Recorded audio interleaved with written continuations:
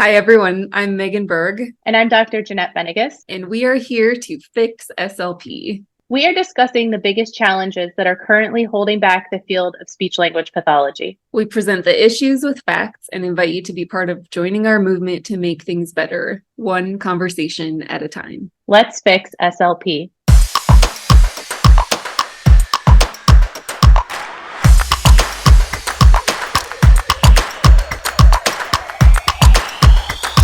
Okay, Megan, what just happened?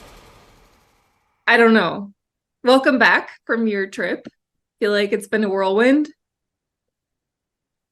It's been something. I can't believe what is happening. It makes me kind of sad that it's happening because of the topic. We're all here because we like what we do. I think most of us do, and we all care a lot. And it's unfortunate that this is happening, but it's also a great thing. So Yeah, what happened while I was gone? Well, so we are up to 5,000 Instagram followers, and we got that in 18 days. So I think that speaks more to the fact that this is a conversation that SLPs have been wanting to have for a long time, and we were just the ones to provide the space. So we're really grateful for everybody who's followed along and asked questions and written in comments. And even if you disagree with us, we really appreciate you being here and being part of the conversation. There is a ASHA Board of Directors board meeting taking place next Wednesday through Friday. So Dr. Treasurer Williams-Wood, who's the member at large, will be talking about this issue on our behalf. And then we're also asking for everybody to send in a letter to the Board of Directors. There's a 500-word limit, but that letter just helps the board understand what members and non-members are feeling about this topic of the CCC. I know a lot of people are feeling like, why aren't we taking legal action? Why are we doing something dumb like writing letters that's not actually going to do anything?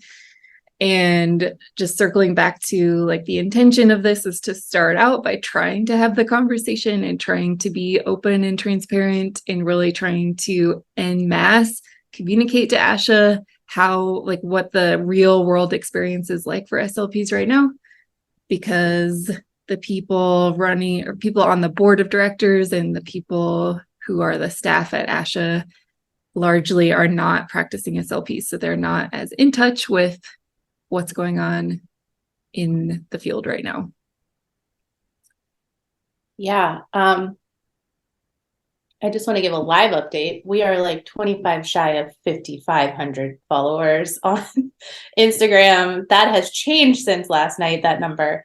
And I also want to give a shout out to our Facebookers because there's about 700 there. And while there are a few people who are on both platforms, I think largely the people following along on Facebook are their own group of people. So that has happened in about 5 days, which is pretty cool. I just realized I have the wrong outline open. So Megan, Okay. if you keep talking, I'm going to go ahead. And I was like, why does this say Brooke? Brooke was while I was gone. Give me a minute. All right. Then we'll get literally on the same page. But yeah, Literally. We're going to talk about so many things on this episode. I think we both have enough to say that we could fill 5 hours, but we're going to try to keep it to an hour and just cram a bunch of thoughts in and ideas. What we're really going to talk about today is competency and what that means and how we measure that. And when we're talking about the certificate of clinical competency, what does that even mean? How are we defining that? And I think we both bring a really unique set of perspectives here today because you're a professor, you're in that world of academia, you understand it in a way that I don't at all. And I'm somebody who gets really frustrated with that world because I feel like there's a lot of old school mentality. There's a lot of ivory tower that goes on. You could not pay me to get a PhD. I have zero interest in being a part of that world. I'm much more interested in being a business owner because I feel like things move faster. There's more room for innovation and creativity. you can push the envelope a lot more and you're rewarded for that. Whereas in academia, you're kind of punished for that in a lot of ways. So when we're living and swimming in a world where the academic culture is so heavily influencing the rules and standards of our profession, and currently working SLPs have pretty much zero power or voice. Like we don't even get a seat at the table really anywhere at ASHA. The only way that we can make our voices heard is through these letters to the board of directors.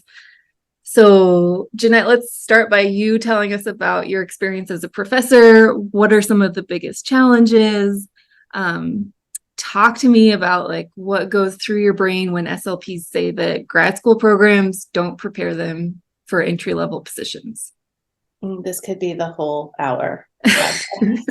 So I want to clarify too, just if this is their first time listening, I am a clinician first. I own my own mobile fees company. I work PRN, both in skilled nursing facilities and at an acute care hospital. I work as a clinician every single week. I have never stopped doing that. It was very important to me when somebody did pay me to get a PhD, by the way, but I was in my 20s. I was single. I was living with my mom and my dad, and the invitation came my way, and it seemed stupid to say no. So I said yes, and it has opened a lot of doors. But I insisted that my research be clinically relevant. And to make that happen, I had to work all the way through my program. When I was collecting dissertation data, between that and working, I was doing 70 hours a week in nursing homes. So, some people on my committee, we talk about bullying in academia. Somebody on my committee said, "Why are you doing this to yourself? Why are you working so much? This won't even matter after you graduate." Excuse me, sir, shut up.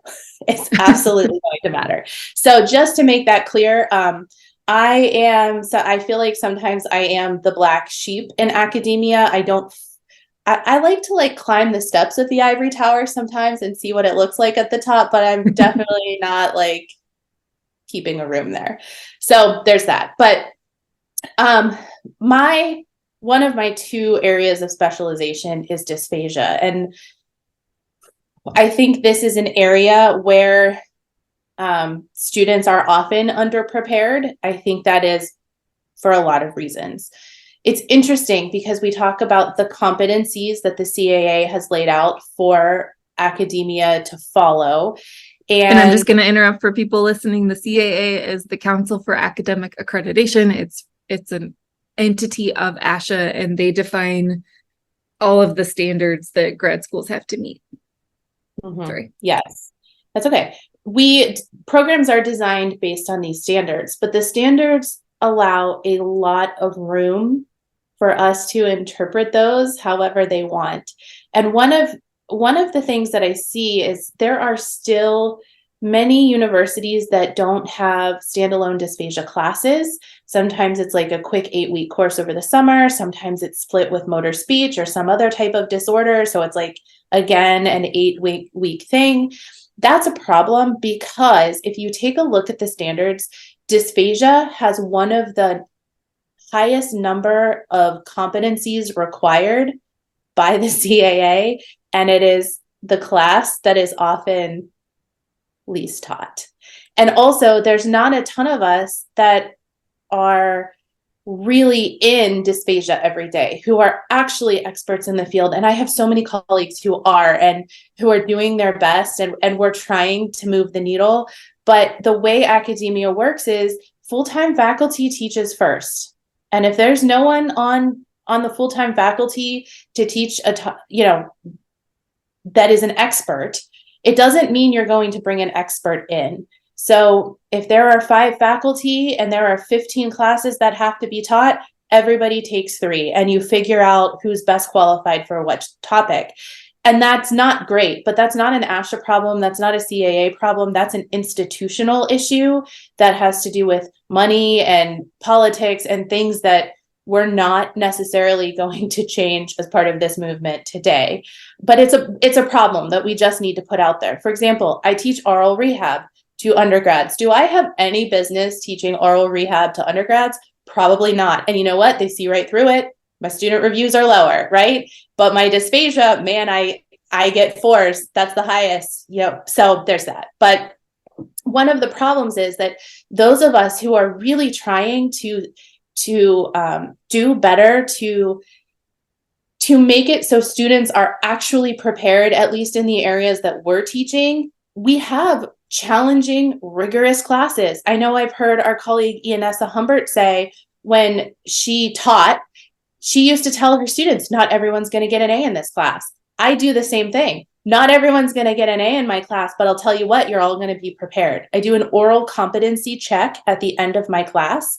It is very rigorous, but I tell them, you don't know anything today. None of you have had any history in dysphagia.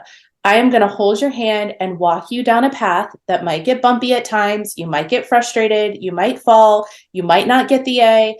But at the end of this, you're going to be able to look at a medical chart, at a history and physical, and read it and make predictions about what you might see. You're going to be able to interpret a modified barium swallow study. You're going to be able to verbally tell me what treatments are and are not appropriate for this case. And you're going to be able to communicate all of that to me professionally and in layman's terms, like you were talking to the family at the end. That's my oral competency check. Shout out to my colleague, Pam Smith, who I kind of modeled it from. So, that is hard. That makes for a hard class. Let me tell you, over the last 7 years, how much struggle I have gone through, both with students and with colleagues who have asked me to make my class easier because students complain, who have given me really crappy reviews because I'm too hard. It's frustrating because students complain when they get out in the field that they're not prepared. But those of us who are actually trying to prepare them in a way that we know they need to be prepared, we get the most flack. We're not watering things down. We're not making it easier. We're holding them to a standard. We're keeping the bar high, and we're the ones who get crapped on the most. And Can I ask, yeah, do you find that it's the people who are not necessarily interested in getting a job that requires dysphagia knowledge or experience that are the most frustrated with your course? Potentially. But I do remind them that there are students who want to be medical SLPs in my class, and they have to take the child language classes too. So there's that. But also dysphagia is across the lifespan. If you follow the work of almost Dr. Kristen West right now, she just handed in her dissertation. She's doing pediatric feeding disorders in the schools. Like, her work is amazing. That's coming. That's growing. This dysphagia is not an adult only thing. We've got NICUs. We've got kids with feeding disorders. It's a lifespan issue. So even if they don't want to be a medical SLP, they're getting NICU to death in my class. I cover it all. I bring in the experts for the things I can't teach, but they're getting it all. And I've had some really sad conversations with colleagues that if I dropped these names now, you would all know these names, that teach adjunct at other schools and go through the same kind of stuff that I have experienced, and who have considered quitting because it's low pay. It's not worth the mental stress that it puts on you, because we care so much about preparing students. And honestly, like $3,300 a semester, like for a 16 credit hour class or a 16-week 3 credit hour class, like I've done a lot of studying on adjunct pay. You're getting $1,000, $1,100, $1,200 per credit hour. That's before taxes. And Wow. So that little pay for these experts in our field who are trying to do things better, who get this crap from program directors and chairs and students, it's really not worth it sometimes. And so that's what we experience. And not everyone is a crappy professor. I think we're all in this situation where we have to do what the CAA says. We have to follow the policies that the university has laid out. Like, our department desperately needs a full-time pediatric faculty member, and that will come But right now we can't get it approved because we're in a state of, fiscal emergency or something like that. Yeah. And how many SLP PhDs are there? I think the last time I looked, there are approximately 4,000, but then you have to start whittling that down. So how many of those people are retired? Probably a good half of them. How many of them don't work in the field at all? How many of them only research, like they're working at research hospitals or research institutions where they don't teach and they don't practice? They're only in a lab a lot. And so you take the 1,000 or 2,000 of us that are left and expand that over the lifespan and try to stick us into these programs that desperately need people like me. You can't fill every need. It's impossible. And isn't there a requirement where there's a certain percentage that have to be PhDs? Yes. So the CAA recognizes the PhD and the EDD as a terminal degree. So I don't actually know what the percentage is. And it might just say that the majority of classes have to be taught by someone with a terminal degree. I don't know. And I'm sorry that I don't know that. It's not something that I've ever been responsible for. So but I know there's either a percentage or there's wording or something that stipulates the PhD has to, or the terminal degree has to be what's teaching most of the classes. The SLPD is not recognized as a terminal degree. So someone with an SLPD would not be paid more, or would not. I mean, if I was in charge of a hiring committee and I had 3 people with master's degrees and I had someone with an SLPD and they all had the same years of experience and they were all equally qualified for the job, personally, I might choose the SLPD because there's some more extra work in academia there. But in terms of what the CAA recognizes as the person who needs to teach, the SLPD is not included in that.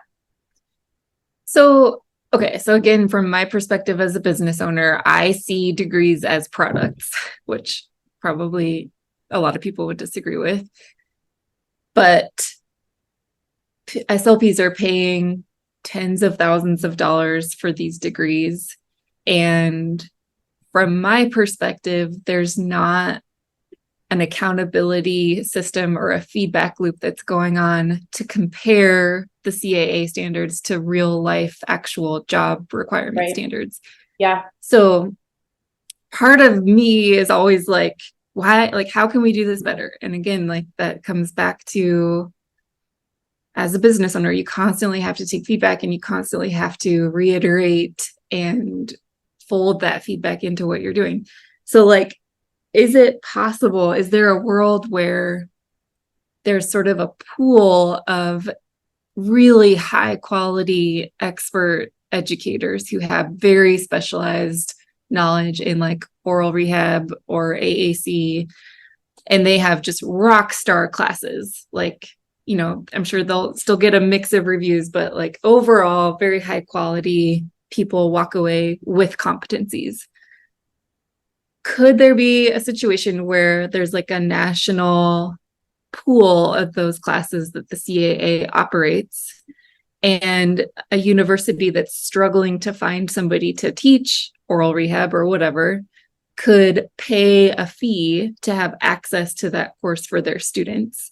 And that fee, like when you pool enough of those fees together, the CAA has enough money to pay that person very well and provide a team of people to take in questions and mentor and like individualize support for students.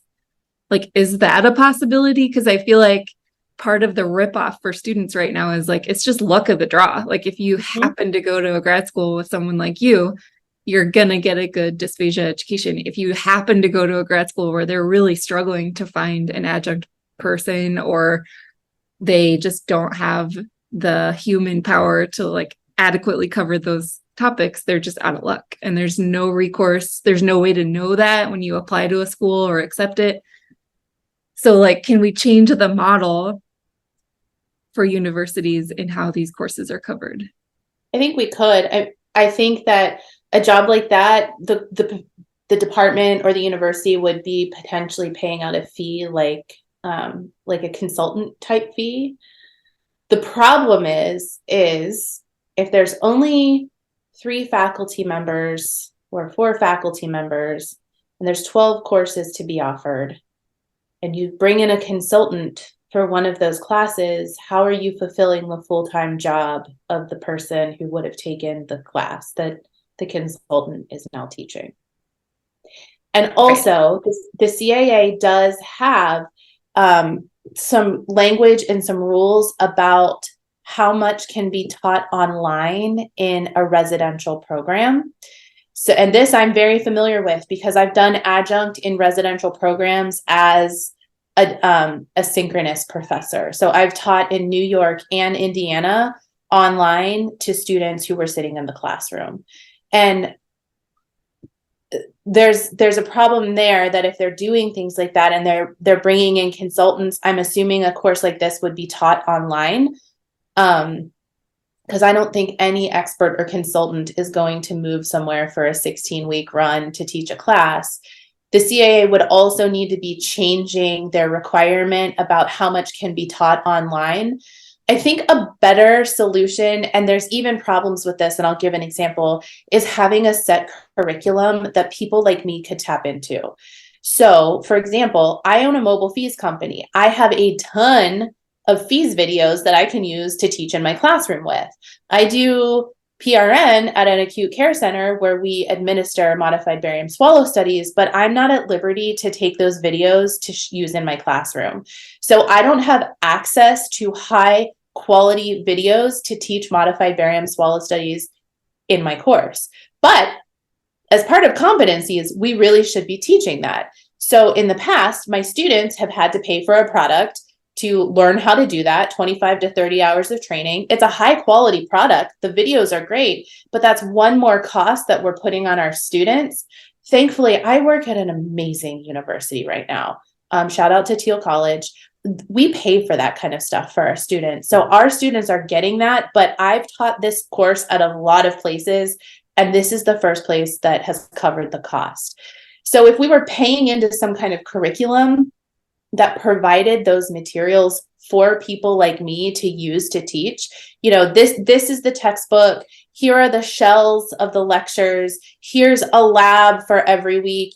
This week in my class, we did the Yale Swallow Protocol. Right now, they're working on writing their own oral mech and cranial nerve exams. Like examples like that of how to, like step by step, this is how you do this. Here's the lecture. Here are the high quality materials. That might be a better option. The problem then is if you have someone who isn't competent in the area and doesn't understand what the slides say and doesn't understand what has never administered the Yale Swallow Protocol, the class still isn't going to be as good.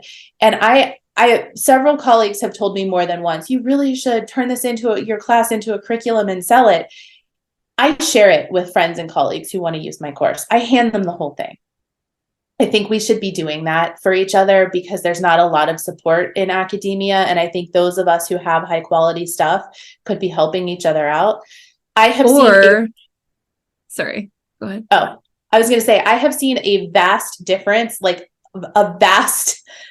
there's a large gap between how people respond to my class. And right now I shared it with someone in Hawaii who is super competent in dysphagia. It's the first class she's ever taught. And this woman is killing it. She's doing great with my materials. She messages me all the time. Oh my gosh, this class is amazing. On the flip side, I've shared it with someone who also is an amazing clinician, maybe hasn't kept up, isn't an expert in dysphagia, and those students struggled. I heard from them often that she just wasn't doing as well with my curriculum. And my suspicion is she was overworked, didn't have time to dig into it, hasn't kept up as much as I have. And some of the stuff in my curriculum doesn't make sense. So if that makes sense to you, even if we have a standardized curriculum, it's on the knowledge of the professor on how that class is going to turn out. Yeah. Even if they have, I was going to say there might be a hybrid scenario where both of what we're saying is possible, where instead of you giving away all your stuff that you've worked really hard on for free, rewarding people financially. So having a situation where you could apply to contribute your work to the CAA standards, and you would be compensated for that. And there would be some sort of like vetting process, or I don't know, but just like almost like a profit share. So I teach for MedBridge, and that's what it's like. When people watch my courses, MedBridge makes a lot of money, but they give their authors every time there's a view and a completion, you get a small percentage of that. For as long as your thing is in their catalog, they continue to pay you. By the way, I would like to interject here that ASHA does not operate like that.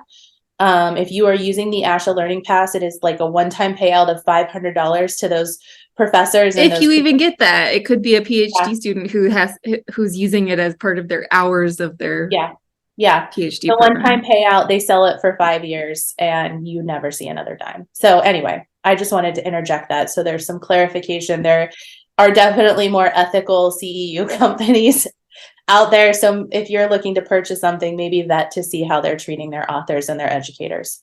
And this is my other issue with academia, is it's a very abusive system. Like, we think of it as this sort of equitable place where everybody's helping each other out and like you're working towards publishing and tenure and whatever, but it's like the people at the bottom get abused and taken advantage of.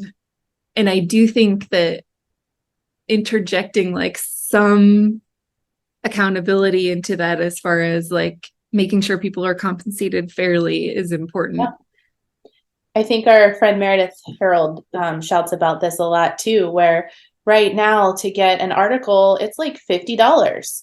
Who's making the money there? That it's part of that abusive system where if you are at a university that requires publications, you're doing all of that work for free. Yes, it's part of your load, but I can tell you, when I was researching, I was working more than 40 hours a week.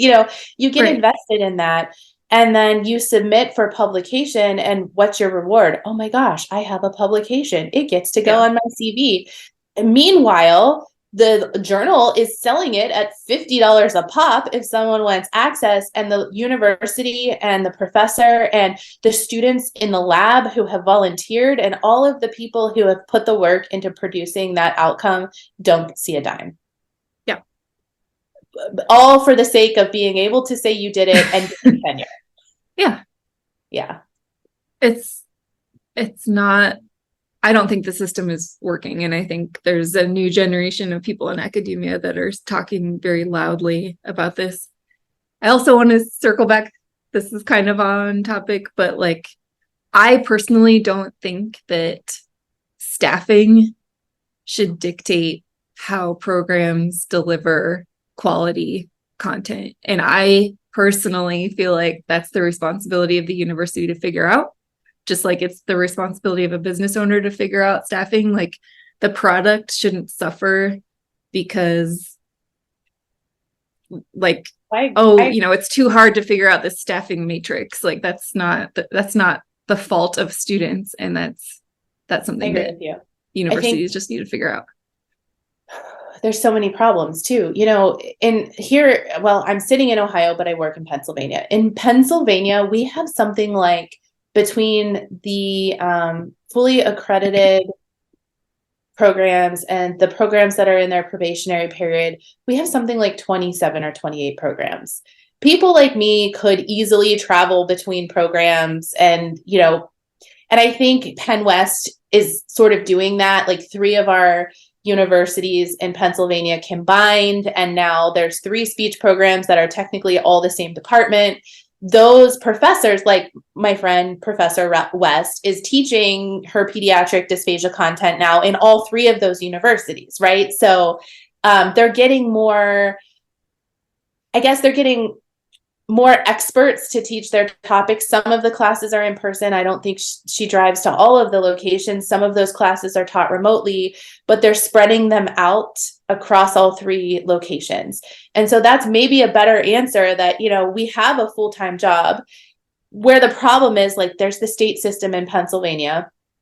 They could do that if you're in the state system. But for someone like me, I'm at a private institution. We're not connected to any other institution. Where would I travel to get those full-time hours? So I think there's some answers there across institutions that are connected or in state systems, or maybe are somehow collaborating in a private system. There's definitely answers. And I agree with you. But for those of us, it's just like PRN, like Yeah. some people can survive on PRN only, but some people need a full-time job with benefits. How do you make sure that your full-time people have benefits? And so then my question is teaching the only value that is there? Like, are there other things that we're not offering or tapping into that are valuable? Like, and I guess this is where there's just so many paradigm shifts that could happen. Like if there was a universal curriculum or a universal courses, which again, that has its own issues, but like, what could faculty be contributing to the training program that's not being done, that hasn't even been introduced or thought of, that is really needed? And I don't think that teaching is the only thing. And there's so many systems in place that have been around for so long that we don't question them. And a lot of these systems are the way they are because they work well for the faculty. Kind of like how, like, to be a member of the board of directors at ASHA, like you have to be in a faculty position because that's the only job that's going to allow you to fly off to these meetings or go to a Zoom meeting every month. Like, practicing SLPs don't have the permission from their job or the ability to participate, but we could totally change the system of like what the board of directors looks like, how it votes, who's on it, how they meet. But we don't do that. Instead, we just say, well, practicing clinicians just can't be on the board because that's the system that we're in. So I think in all of this, there's so many ways to just, like, if we were to just erase it, like erase the whiteboard and just be like, how would we rebuild this? I think we could come up with some really cool ideas. But I mean, everything is going to have its problem. Yeah, like if in the idea of like a practicing clinician being on the board, right? That clinician, to go to that 3-day meeting, would have to use paid time off. They're losing money. I mean, I guess they're still getting paid, but they're losing their valuable vacation time that they could be using to take a mental health break. If they even have PTO. Yeah. Right. And so my suggestion would be, we've posted some amazing graphics about all of the money ASH is bringing in. Where the heck is it all going? What if we did it like in academia, we can get a course release. So I've had a course release and I was doing something else instead of teaching a class. For an undergraduate class, a course release for 16 weeks costs $2,700. That's what they pay an adjunct to teach a 16-week undergraduate course. Maybe there's some kind of stipend to the employer that, what is the work release cost of us taking, like, what is the financial loss? What would you have to pay a PRN to work while we fly your clinician out here to be a part of this very important work? I don't know. Yeah. I think average PRN is like $50 an hour, give or take $10. So $50 an hour times, you're my math girl, 50 times an hour times an 8-hour workday is what? $450? Did I do that right? I don't know. No idea. Times 3? I don't know. We're looking at like you do the math. $1,500, right? That's a drop in the bucket with these numbers that we have published on our social media pages, that if we had 1 or 2 practicing clinicians on the board, and ASHA was paying that stipend to their employer to bring in someone to cover for them, why not? So yeah, and I would say too, like, local governments, some of them are experimenting with the idea of moving away from this representative democracy to like a true populist democracy. So like there could be a scenario where a board seat, quote, is actually all of the members who work in SNFs, and another board seat is all of the members who work in schools. And like everybody has open access to watch exactly what happens in these board meetings, not just like little paragraph summaries of like what they want us to know that they talked about, but we all get to be in the room, and then like we all get to vote on a popular vote, and then whatever floats up to the top, that's what that board seat is voting on. And so there's stuff like that where I'm like, right, maybe, I mean, I'm sure there's issues with that too, but there are ways to just totally turn things around. I'm Sorry, assuming the answer is no, but these are not open access board meetings, right? Like no one can just get on and watch these meetings, because you and I have been sitting with a fun group of people who have been sitting in on the interstate compact meetings, which is great. They've opened these meetings up for anybody to attend. So if you're interested, they're always on Zoom. Be careful, they cancel some at last minute. But we've been rotating for quite a number of months, sitting in, taking notes, monitoring. What I don't like is when they then go behind closed doors and we're no longer allowed to listen to what they're talking about. I think that's crap. But why aren't our board of directors meetings open access for all of us? Right. It's all about transparency. And it will keep them accountable. Okay, so we're writing these letters. Now we want to sit and watch you talk about them. Even if we don't have a say, we want to be able to log in on Zoom and watch some kind of live stream to hold you accountable. Because then, maybe we answer you with another round of letters. If that's how you need to hear from us, fine. We'll send another 500 letters. Done. Yep. Yeah. I mean, you think about like local governments televise their city council meetings all the time. Like that's how you build trust. That's how you build in transparency to the system. Because I think right now SLPs they have zero trust in ASHA, zero trust in leadership, zero idea of what goes on in this like mysterious place that none of us can quite visualize or picture. But also Big Daddy ASHA is not the boss of me. He's not the boss of me. I pay for Big Daddy ASHA to live his life. Okay? So that's what I don't understand too, is this like gaslighting and misleading behavior and like all these things.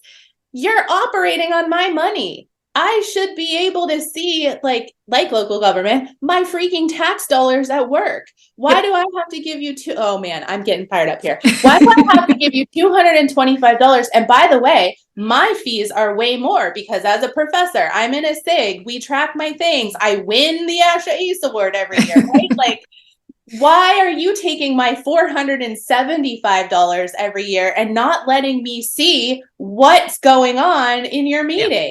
The board of directors that I'm freaking funding. I need to take a breath. And we've talked about this privately about how like this is a very old school system. Amy Salerno, she did a great comment on Instagram about like the history of ASHA. And you want to talk about it? Yeah, so we've talked about that a little bit. So Megan collected all those cool headshots of all the board members, and she's like completely responsible for that post about who has a seat at the table. And that's when we realized like we've got PhDs, very few are practicing. If they are, they're in private practice.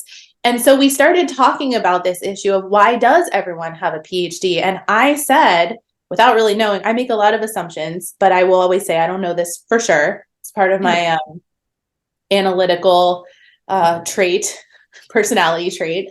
I said, I guarantee you this is deeply rooted in patriarchy, that like when ASHA started, it was a bunch of men who felt important with PhDs and they ran the show. And that over the years, why the heck would they give that up to someone who is less than? And I think because of the nature of our makeup in speech language pathology with 90-something% women, 96. Women have, what's that? 96%. Thank you. Women now do have seats at the table. If you look at the pictures, there might even be more women than men. Yay.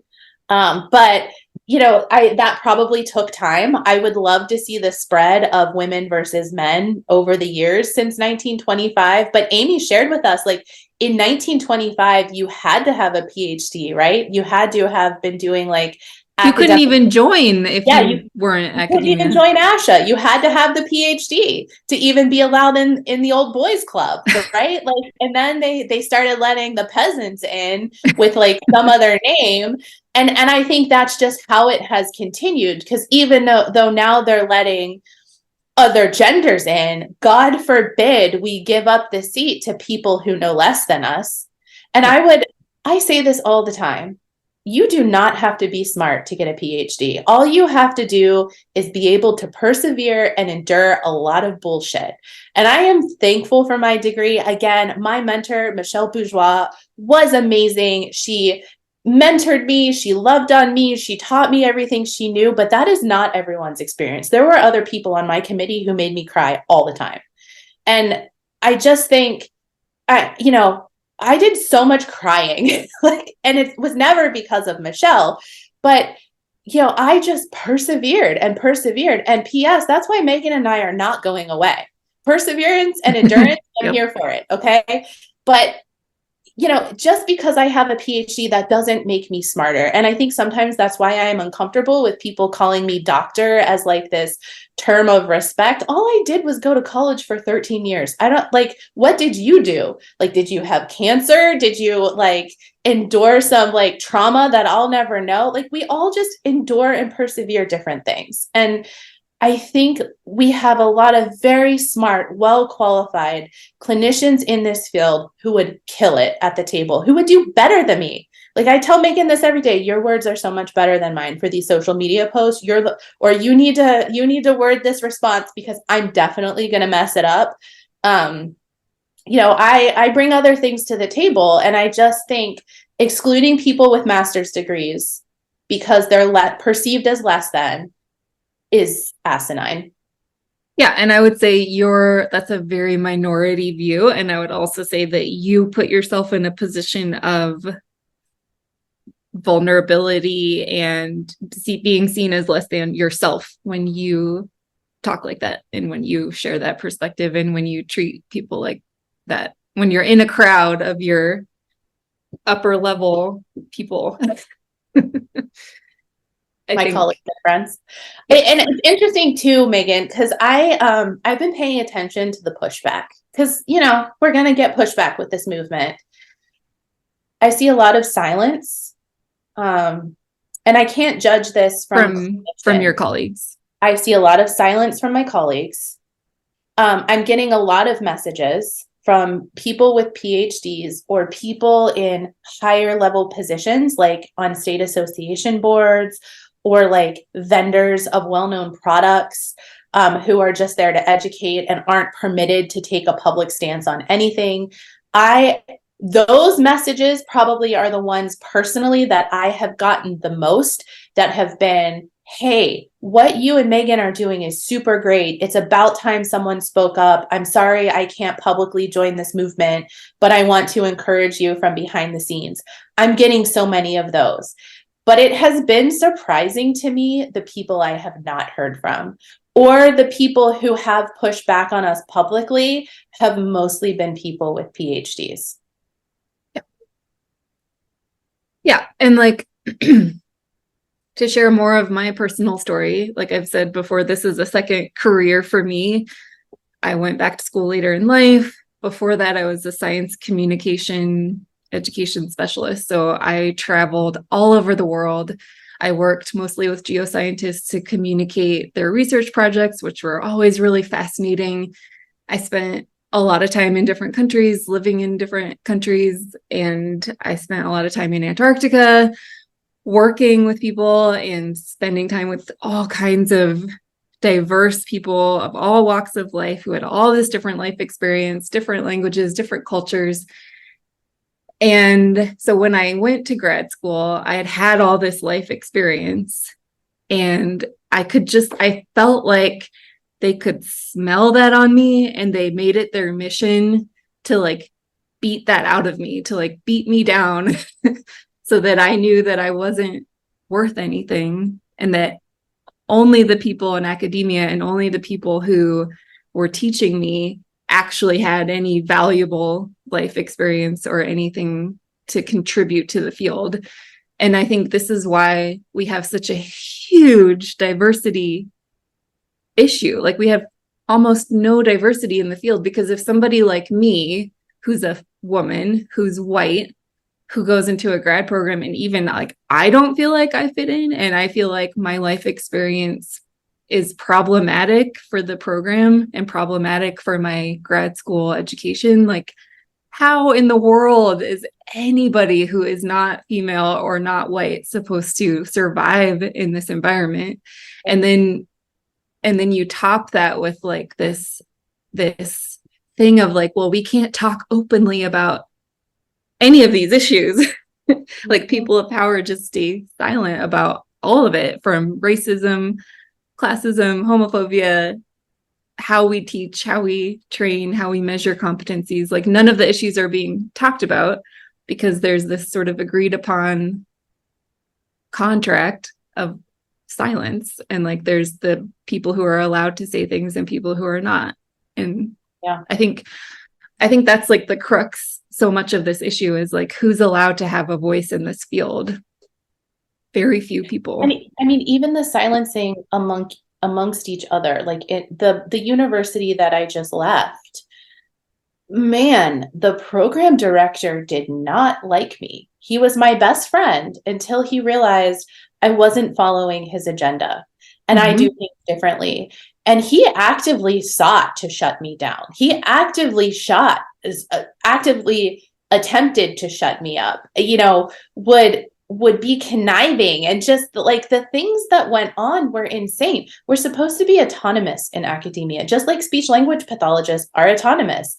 We get to diagnose and treat and do what we want within reason and within our scope of practice. But we're supposed to have freedom in academia to teach and educate how we want to. And he didn't like my agenda, and that was fine. That is, I want to say too, that is not my experience where I'm at now. My dean is fully supportive. At the end of last year, he and I had a meeting where he did say, you're not going to find censorship here. And if you find problems in your field that you feel need to be addressed, you're not going to find censorship from us. And I almost cried, because to hear that from a colleague, especially a colleague who's technically my boss, just meant so much. That I have, maybe that it isn't the case everywhere. I might not be able to sit here and yell at you on this podcast with my opinions if I was working at a university that didn't want me to speak out. And I am hearing from colleagues who can't sit here and do this, that I'm so lucky that I have the freedom to say what I want. And I'm not being shut down by colleagues, that, that I'm not worried about losing my job because I'm speaking out about change. So that's really nice. But like that silencing, like, you're not on my agenda, so shut the F up. No, I'll just quit. Find yourself a new dysphagia professor. Peace out. Yeah. No. Yeah. Yeah. And it starts as students, because there's that power dynamic where it's like, if I do speak up and I do say something, I might not graduate. I might not get this degree. And then it becomes supervisor abuse and bullying. And it's like, if I speak up, they're not going to pass me. I'm not going to get my C's. And then it leads into the situation we have now, where so many employers are abusing SLPs because the system is set up to allow that abuse. And the only way the system's going to stop operating that way is if we start changing the rules, which is what we're going to talk about. Before we do that, do we want to talk about student placements? Because I think this is an important topic. And what I'm looking up right now too is I want to kind of give a shout out with this. It goes along with what you just said, but it will be a nice transition to what you just asked about. I want to shout out the Speech Uncensored podcast, episode 142 with Dr. Jordan Hazelwood. The name of that episode is The One Thing, How to Be Wrong the Right Way. I make all of my students, not make them, I assign them. So I guess I am making them because they get a grade for it. If they'd like an A, they have to listen to it and then write a personal reflection about what they've learned and kind of do some introspective work about how they learn and how they respond to being wrong. It talks a lot about interactions with CIs and professors, that a lot of times students are afraid to be wrong. And so even if they're not understanding something in a lecture, or they're not understanding something that a supervisor or a clinical instructor or a mentor is telling them, quite often they will just shake their head yes and move along because they're afraid to be wrong. or because of what you said, they've been wrong before, or they've spoken up about their opinions and then they get shut down. Right. And I think that, that's why this is the first class they have with me at the beginning of their program. I start them out with this, and I encourage them, like, as you go through this program, if you're confused, if you don't understand something, the likelihood that the person sitting next to you doesn't understand is pretty high. And so you should speak up, ask the questions, or if you're asked a question and you don't know the answer, I think Dr. Hazelwood recommends, like, saying something like, I'm not sure, let me hold some space for that and come back, can we come back to it? Or there's just a lot of good suggestions there for the dynamic with clinical instructors and professors and learning. There is a fine line, and I think this goes for any employment. Sometimes students can be downright, like, disrespectful, and we never want to disrespect our colleagues, our coworkers, our superiors, that you do have to be careful about not crossing the line where if you have an opinion or you don't agree with something that your professor is doing, you do want to remain respectful and have a respectful conversation. It goes both ways. We can't just demand respect from superiors and not give it back. So if anybody loves a good podcast, I'd go check that one out with Leanne and Dr. Hazelwood. It's great. I can't say enough good things about it.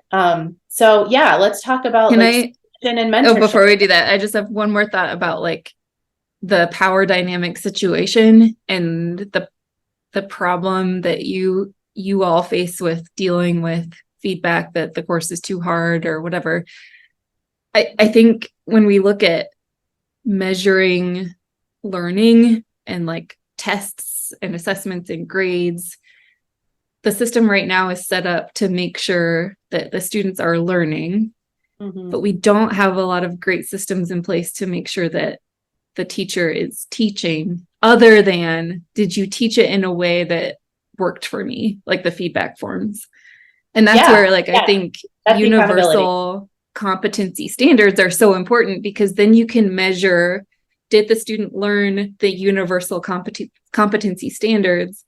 Right. And did the teacher teach the universal competency standards, rather than, like, did you like how it was taught? I mean, that's important too. Right. I'm getting, like, fumbled up in my thought process here, but there has to be a better system for both things to be measured. And the system is so wild too. Like, you might not even know this, but we have to, at the end of a program, we sign off on their competency, right? Like, our program coordinator, our program director signs off on their competency so they can go on to get licensed. Well, competency is measured at like 80% or more.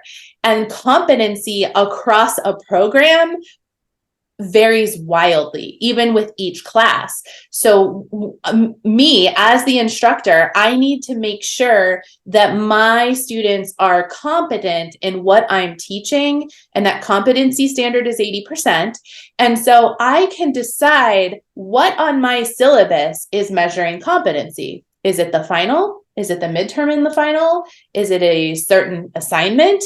And if the student doesn't earn 80% or higher on that competency measure, then they have to formally remediate. And so that is up to the professor to decide how competency is being measured in that course.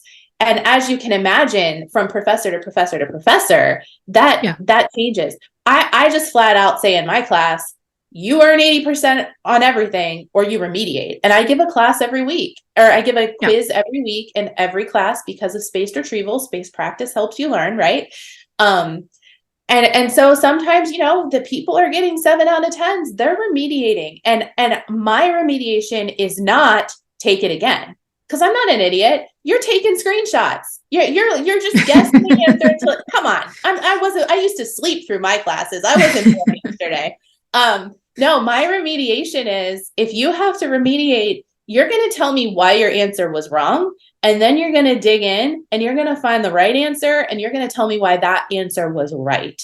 So for competency's sake, to me, that's a better standard than take it again and take it again and take it again until you have 80%. what are we teaching there? But that's a method that many educators use, is if you get an 80% or if you get a 70%, do it again until you get an 80.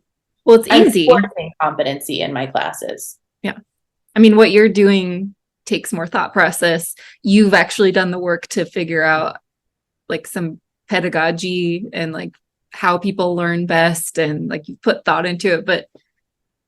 And I'm not saying that people, don't care. I think a lot of people just don't have time, or they don't take the time, or they don't prioritize it, that they don't understand that there's research around. Or they're new. I mean, I've been teaching since 2009. I am not the professor. Sometimes I apologize to my first round of grad students, or somebody who's listening to us said, I had you in neuro with my first job, like my first full-time job. And that class was awful. I feel horrible for those students. And I told her, I said, I'm so sorry you had to endure me. But like you had no resources. It's just like, here, teach without any training, without any structure, without anything. Like we're not taught, surprise, that you could do it. PhDs aren't taught to teach. PhDs are taught to research. A PhD is a research degree. It is not a clinician degree. It is not a teaching degree. There is no class in pedagogy. I'm lucky because I had experience across the lifespan. When I started my doctoral program, they used me for teaching. I taught intro. I loved it. So I got a lot of practice before I had my first full-time job. But some people are working in a lab their entire time. They don't have any teaching experience at all. And then they get their first full-time job and boom, you've got a 12 load and research in there too, right? Like a 12 load at 4 classes. Yeah. So, and you have to develop those classes. So you're just trying to survive. Like I used to sit up until 4 a.m. that first year developing my classes because no one gives you resources. You're on your own. It's awful. Yeah.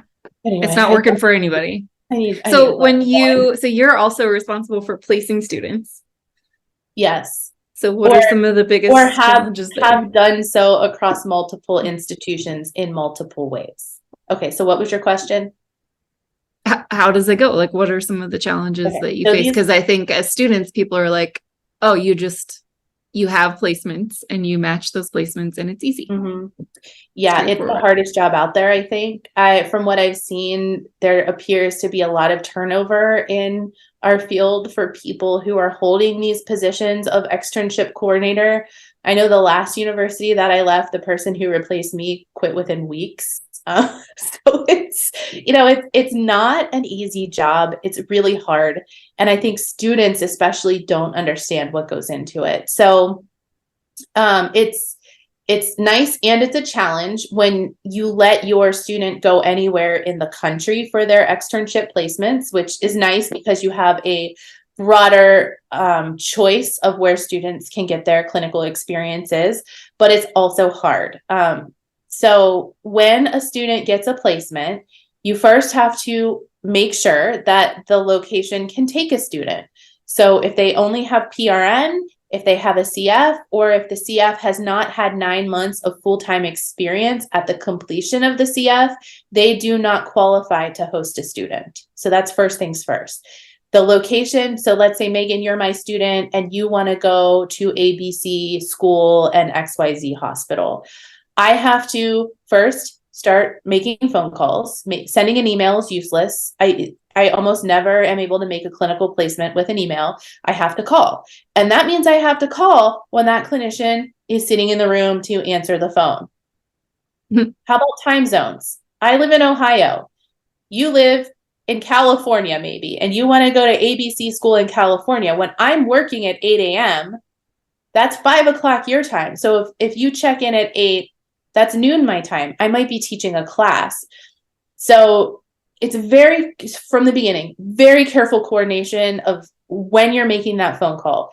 If you're leaving messages, you have to get these people to call you back. It is awful. It is awful getting people to call you back. That's the first thing. Okay, then you connect. Megan, I got a hold of the special ed coordinator at ABC school. Now she's going to talk to the speech pathologist to see if she even wants a student.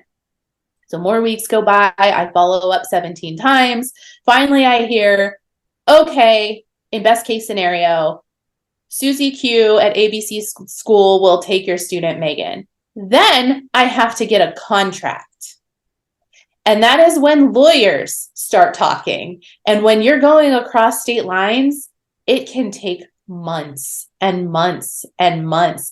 And you're just like biting your nails because maybe you're doing this a year in advance and you're like 6 weeks before the placement and there's still no contract. And so sometimes it happens quickly, sometimes not. And I have had placements fall through weeks, days before placements have started because the lawyers can't come to terms. Every state has different like indemnity laws and things like that. So the contract is the hardest part. You know, once you get the phone call and you get the yes, then you need the contract. So that all makes it very difficult. But then a lot of these places have rules. So some people, most places now these days, they will not talk to a student. So universities complain, or the students complain because they're not allowed to find their own placement. Well, most places don't want to hear from the students because you can imagine, like our university is in a very rural part of Pennsylvania. There's only so many nursing homes. There's one hospital. Can you imagine if our entire cohort of 20 all called the same hospital to say, hey, can you take me as your student? So these coordinators and these speech pathologists only want to talk to the university representative. So that's often why that rule is in place, simply because our sites have requested, we only want to do this with you. A lot of places will want to interview. So, you know, they have 1 time a year or 2 times a year where they will interview 20 students, and then maybe they're taking 2 or 3.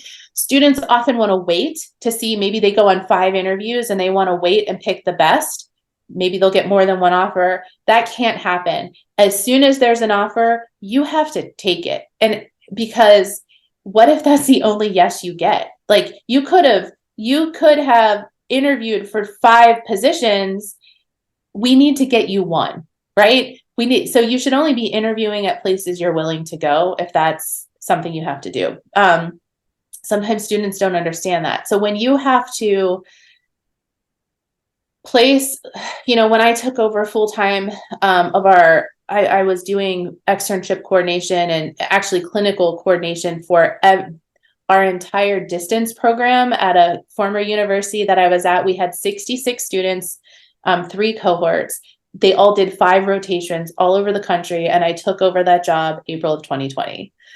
I have legitimate like PTSD from it. But, you know, if someone said yes, you're going there. At this point, you are going. We don't have a choice. So it's so hard because there's so many moving parts. And then you always run the risk of not knowing what kind of clinician you're sending your student to. And that is my biggest fear. And also my biggest beef with my colleagues who don't listen to students. So I always took feedback from my students very, very seriously. So if someone said, Dr. Benegas, this isn't a great placement, I'm not learning the things that you taught in class, I'm learning the opposite. You know, one time somebody called me from her hospital. It was like 3:00 or 2:00, and she was crying and she's like, Dr. Benegas, I don't think I'm learning what I'm supposed to learn here. And I said, are you in the building? And she was like, yes. And I said, okay, we're going to hang up the phone and I want you to call me back when you get home. You know, so ultimately that student stayed, and it was a conversation of you're just, you know, you're learning what not to do in your practice. But do you think I ever sent a student to that location again? Absolutely not. And so I'll just say that's uncommon because there's such a shortage of supervisors that faculty will just look the other way because they have 5 million phone calls to make and they just want to get it done. Yep. And because it's such a hard job that, you know, it's just unethical to me. If we have students saying this is not a good placement, students are not 3 years old. These are grown adults that we are about to hand master's degrees to. And yes, sometimes students complain, but to me, their feedback is very valuable, and they're the ones in those settings. So again, I've only ever pulled someone from a placement one time, and it was bad enough that it had to happen. But you have the conversation. Let's debrief about the things that you think you're not learning correctly. Let's talk about how you could have done this differently, or how that clinical instructor could have done this differently. And let's get you through it. But then that feedback is so valuable. And because the job is so hard of the clinical externship coordinator, they just, they just keep sending students there. And it's just. Yeah. And it was interesting for me because we've been talking about this, and I think I really had no idea what a mess it was. And because my experience was I didn't trust that I would get placed in a good spot, because there was a lot of favoritism in my program. I was not on the favorite list. So I applied to an internship at Madonna Rehab Hospital, and I'm learning that's a unique thing that they do. Not a lot of facilities have an application program like that. And then I called the Pine Ridge First Nation Reservation, and I was like, do you take students? And they're like, no, we've never done that before, but we're open to it. So I was just wanting that experience on a reservation. But I definitely was one of those students that was calling and doing it on my own, which in hindsight, maybe that was frustrating for them. I mean, or maybe I made it easier for them. I don't know. But why isn't there a national clearinghouse list? Yeah. Clearinghouse. Yeah. Why? And then the residency program for doctors is a disaster, but at least there's a system in place. What do you think, or what would you wish for the field as far as a system that should be in place to help with this? I think it's an excellent idea. I was at a university teaching adjunct that has 100 students or more at any given time that needs to be placed in a big urban area. And they were looking at creating something like that locally. I don't know if it ever happened, but I think, PA, nursing, I think they all have systems like that where you pay, the university pays for that, and then the placements are made. Yeah. I think there would need to be a good vetting process. And again, sometimes students do complain oh, she made me work. She made me read these articles. My friend didn't have to do that. So digging through, is this a good CI or not, would be really hard. Yeah. But having that pool of people where we just pay a fee and our students get assigned would be great. I mean, when I was placing those 66 students all over the country during COVID, boy, would I have liked to paid it. I would have paid into that personally to get some help. So I do think that that's a great idea. The other thing that we bump into, I've got a local clinician. I've been using her for years. She's become a personal friend. She's an alumni of where I'm teaching now. So that's even cooler. But many years ago, I sent her a student who was not good. And I feel really bad. I didn't know, but she would be making TikToks in the middle of the day and burnt my friend out so badly that she came back and said, I need a break. I can't take your student next semester. That left me 3 weeks to find a placement. And so sometimes there's crappy students too, right? She is an amazing CI. My students bring away so much from that placement, but the previous student was just so crappy that we have these CIs who aren't being paid, who are volunteering their time, who take students semester after semester after semester, that students have to hold up their end of the bargain too, because they're ruining it for everybody else. Yeah. There's so many parts to this. Yeah. I think another part, and this is my personal opinion, is that the CAA is accrediting too many universities, and they're accrediting too many universities in the same region, and they don't have any safeguards in place to prevent that. And so they're just taking in the fees, approving. They're not looking at how many supervisors are realistically available in this area, and what can actually be supported. Yeah. Philadelphia, Pennsylvania, on the other side of the state, man, are they inundated right now. One program was a candidacy program, had to close because they couldn't find enough faculty, first of all. But then I can't imagine, that's where I used to teach. That was one of my first full-time jobs out in that area. And we were like one of there were a couple programs back then, but now there are so many, and I just can't imagine. I've had to try to find placements for students out there before, and I end up calling alumni that I used to have, like, hey, can you take my student? Who do you know? So that personal connection is always helpful. The other thing too is when you send students all over the country, sometimes clinicians will say yes, and this comes back to this contract thing. The institution will say no because it is not worth them paying their lawyer to establish a contract for a one-time use. Wow. So I've bumped into that a lot too with people all over the country, especially where there's bottlenecked, like North Carolina, I think is one of those places, or it might be South Carolina. I think it's North Carolina, or no, Atlanta. It was in Atlanta. Mm-hmm. I think there's like 3 universities all right there, and they can't even accommodate all of those local clinicians. And they straight said to me, our institutions are not willing to establish new contracts because we already have enough students to accommodate in this area. And the only way your student will find a placement is if she drives an hour or more out of the city. Wow. Because those institutions just weren't willing to establish contracts for one-time use, because that costs that institution money to pay that lawyer to negotiate that contract. And I completely get it. It's not fair, especially if that's, my student, that's where her family lived. She was going home to live at home. And she's paying thousands of dollars for those credit hours, which again, it's like you can't, just because there's limitations for the university doesn't mean that students deserve less or shouldn't get what they're paying for. And she's going to be a member of that community when she graduates. She could work PRN at those hospitals or get hired at those nursing homes. That's where that's why she's graduated now. That's where she lives, but it's so frustrating. It's so hard.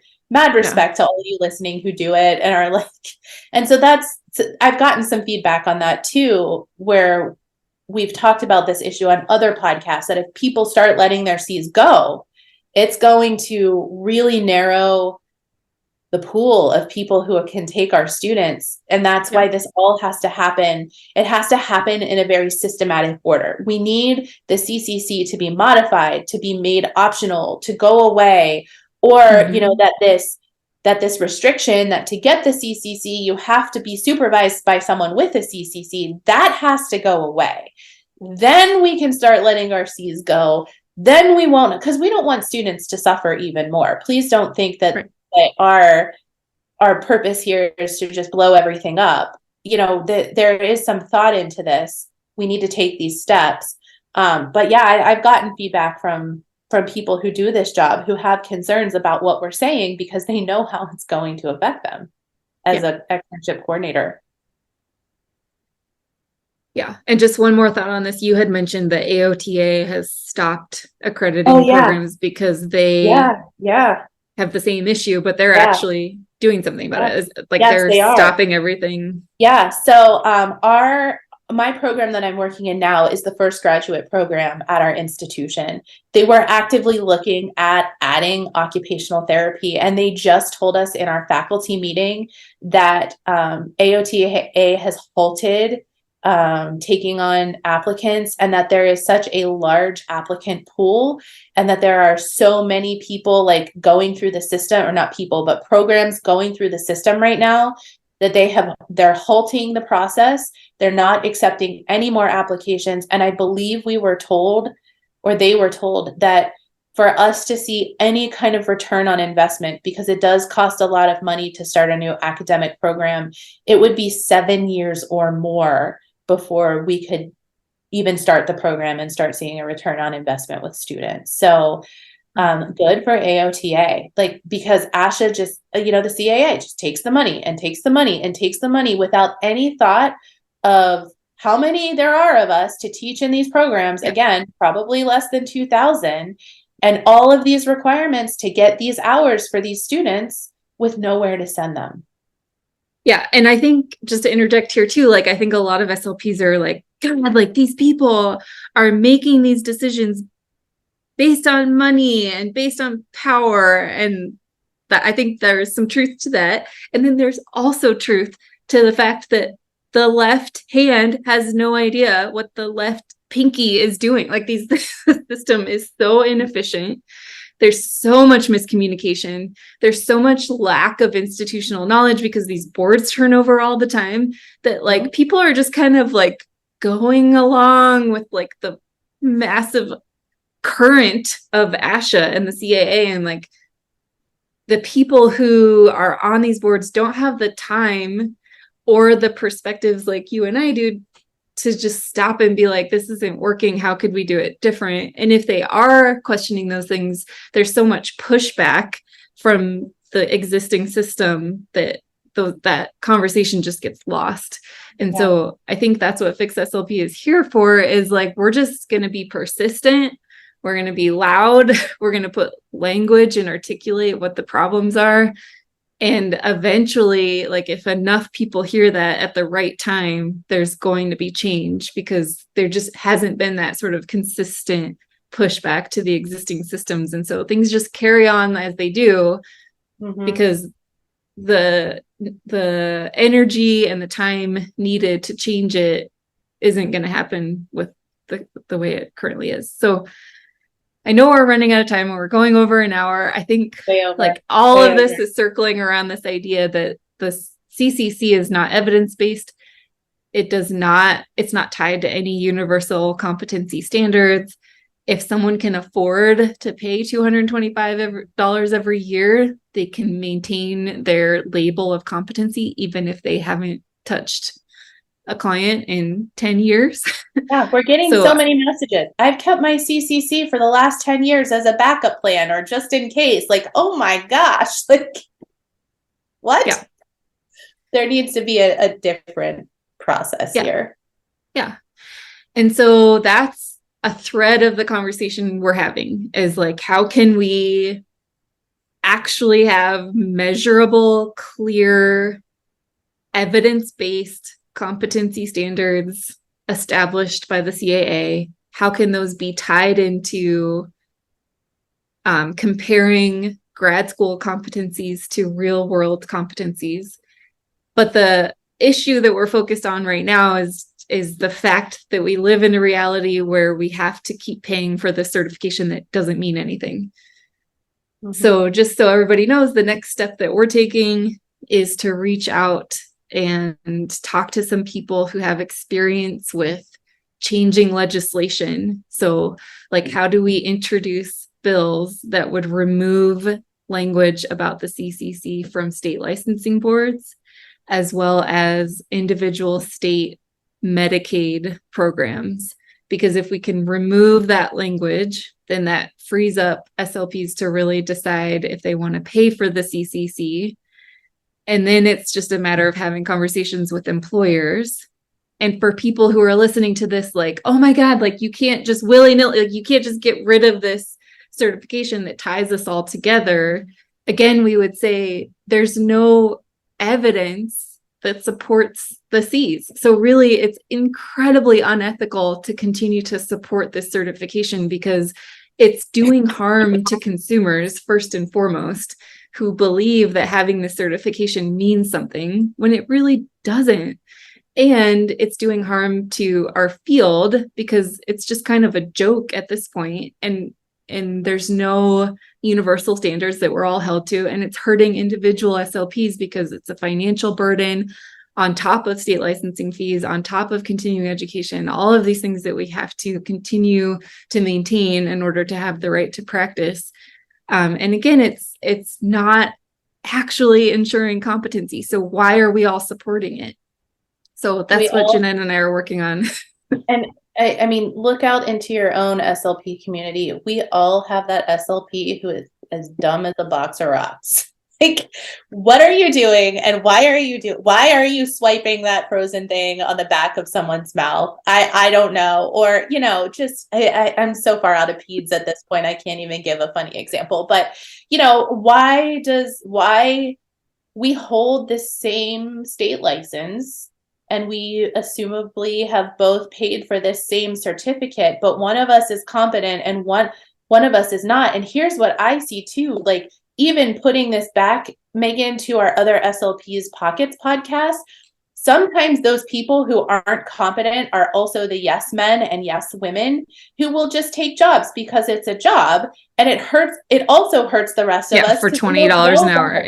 Yeah, they don't know better to say, no, I have to have an instrumental exam to treat pharyngeal dysphagia. No, this workload in my school is too high. No, no, no, no, no. They're like, sure, I can treat swallowing without an instrumental exam. Let me just, and that's what's hurting the rest of us who are trying to make a difference. And some of that boils, not always, but some of that boils down to competency. They're just not competent enough to know better, and it's hurting the system.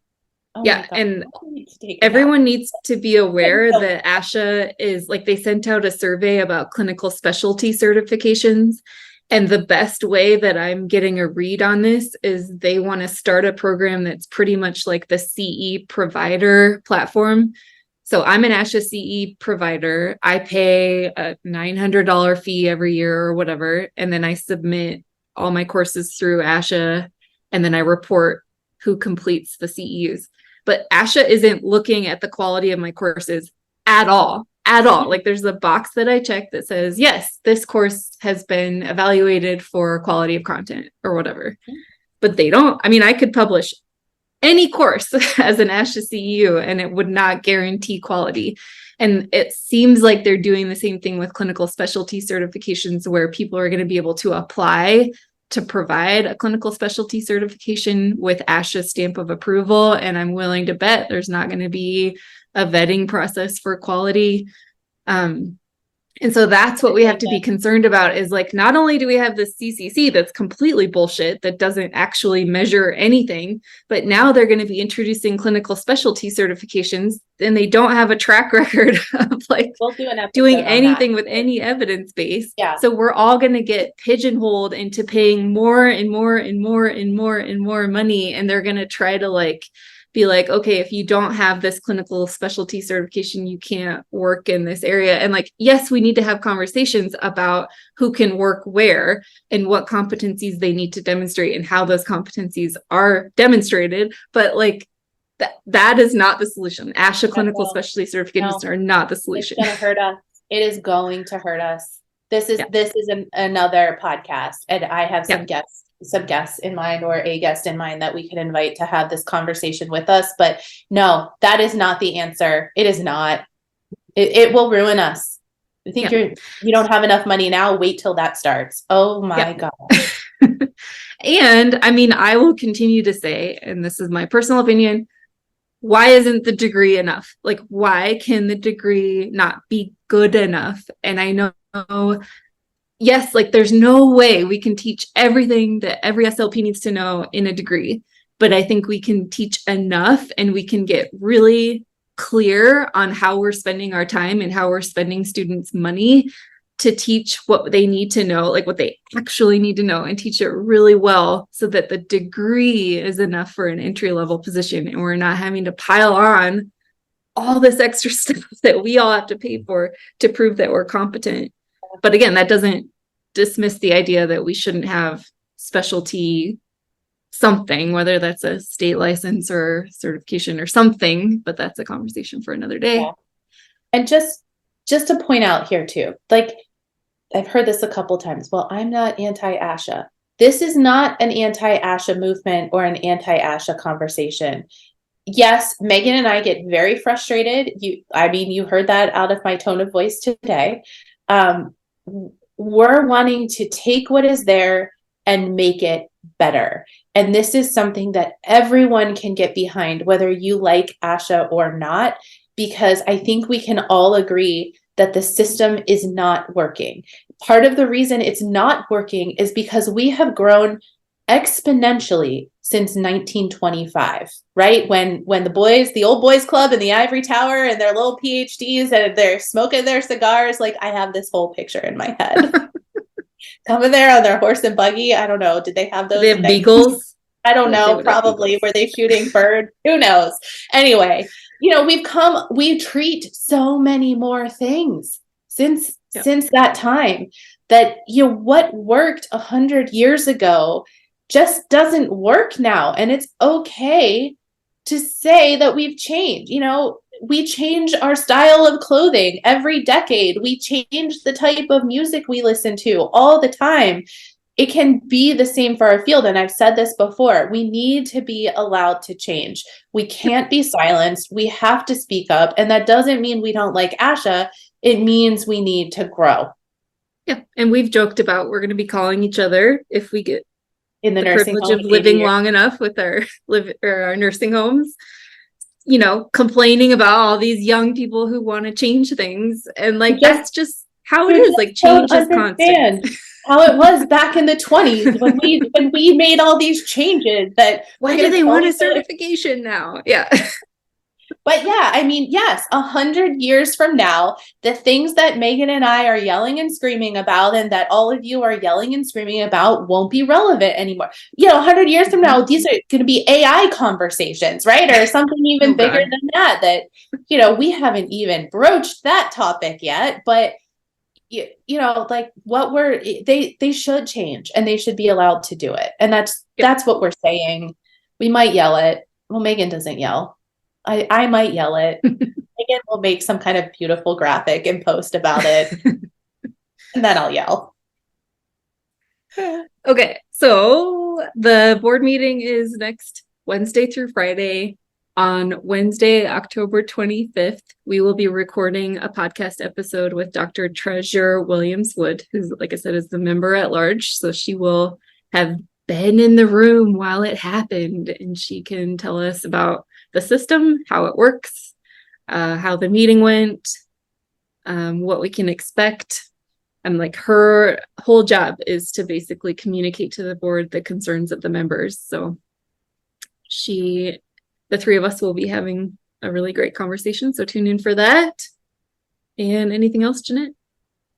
I don't think so. I mean, no one else wants to hear me yell right now. They need a full week hiatus before I give any more strong Italian opinions. I love it. Thank you for your strong opinions, and thank you for being somebody who can hold your own in the academic space and also provide some inspiration for others to join in the conversation, because we need those voices to be talking with us, even if you disagree. It needs to be transparent. It needs to be open. We can't be having this I can't say anything. We can all talk. We all have a right to freedom of speech, and we all need to be hearing the different experiences, because I've learned so much from you about all of the complexities of the academic world, and that's really helped me put some perspective into everything. So thank you. Oh, sure. All right. So thank you. See everybody in a week. Thanks for fixing it. Bye. Bye.